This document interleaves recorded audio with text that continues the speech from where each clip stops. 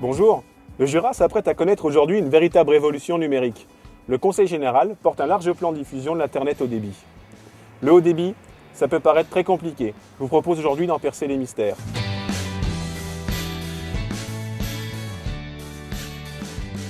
Pour bien comprendre tout ce qui va changer dans le quotidien des Jurassiens, je vous propose tout de suite de rencontrer le spécialiste en la question.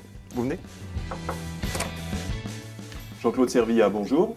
Bonjour Julien. Vous êtes donc conseiller général de Lons-Nord, par ailleurs chargé des TIC.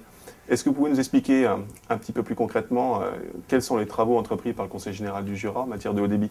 Ça fait déjà plusieurs années, presque depuis l'an 2000, que le Conseil général s'est intéressé au problème de la distribution du haut débit, donc de l'Internet sur le département.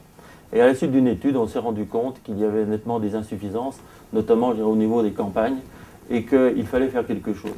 D'où la décision prise par le Conseil général en 2007 de mettre en place un concessionnaire qui aurait à la charge de construire et de faire fonctionner un réseau public du haut débit dans le Jura. Et ce réseau, on sait maintenant tout à fait comment il est puisqu'il est pratiquement fini de construire.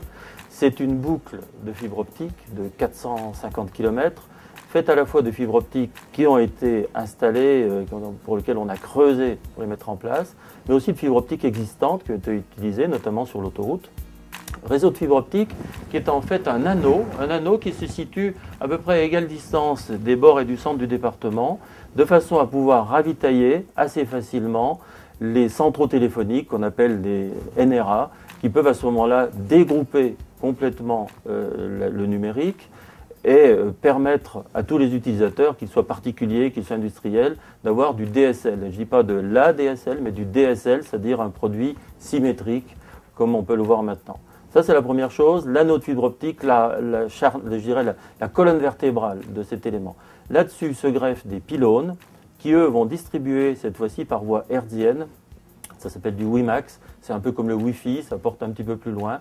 Et ça permet d'avoir une couverture, cette fois-ci territoriale. Et en dehors des ombres créées par des arbres ou des maisons ou des rochers, ça permet d'aller très très loin dans la campagne et de distribuer, par le biais d'une petite antenne, là aussi, l'Internet et tous les produits numériques.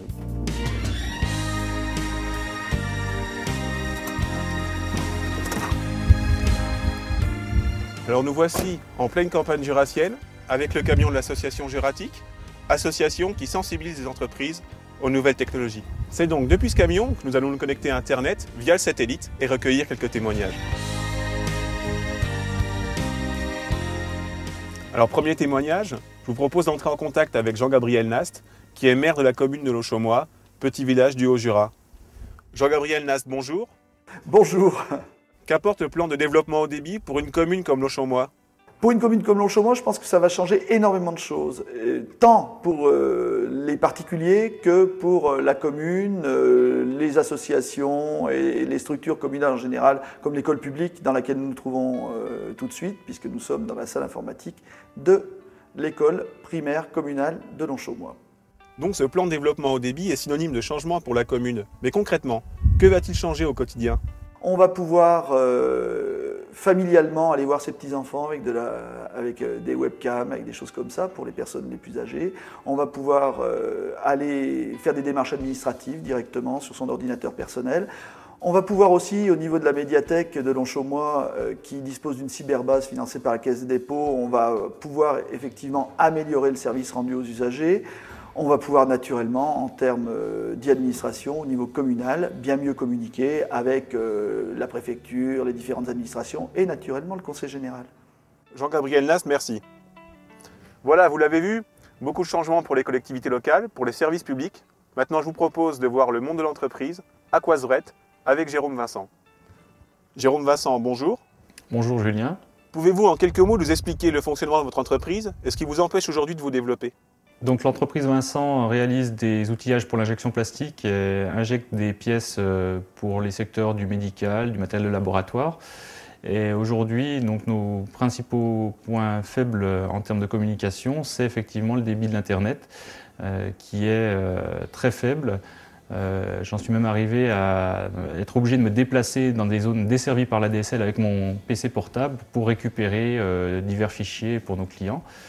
Il est vrai que ce qui est fort dommage, c'est que la connexion Internet s'arrête qu'à quelques kilomètres, alors que nous, au sein de l'entreprise, nous sommes prêts à disposer d'une connexion débit et à diffuser ça sur tous nos postes informatiques. Donc si j'ai bien compris, pour vous, le plan de développement du haut débit est synonyme de grands changements. Bien sûr, on l'attend avec impatience. L'Internet aujourd'hui est essentiel à tous les moments clés de l'entreprise, aussi bien pour faire des devis, puisqu'on reçoit des fichiers, ce sont nos supports principaux. Au niveau des commandes, elles passent par Internet, les livraisons sont suivies par Internet, la maintenance des machines est suivie par Internet. À terme, on souhaiterait même pouvoir faire nos réunions par Internet. Ne serait-ce que la semaine dernière, j'ai été obligé de faire 1600 km, alors que dans les prochaines années, on pourra le faire instantanément. Merci Jérôme Vincent. Maintenant, je vous propose d'aller à la rencontre d'un jeune jurassien et voir ce que va changer concrètement le développement du haut débit dans ses habitudes. Baptiste Nancenay, bonjour. Bonjour. Alors Baptiste, le haut débit à la maison, ça change quoi pour un jeune? Le haut débit dans le Jura, ça me permet d'abord de consulter mes notes sur le site internet du lycée, ce qui est assez important aujourd'hui. Ça me permet aussi de télécharger des vidéos, télécharger de la musique. Ça me permet de retrouver les copains sur le jeu en ligne avec Internet. Et puis surtout, le haut débit, c'est vraiment un confort d'utilisation qui n'a rien à voir avec le bas débit. Merci beaucoup Baptiste.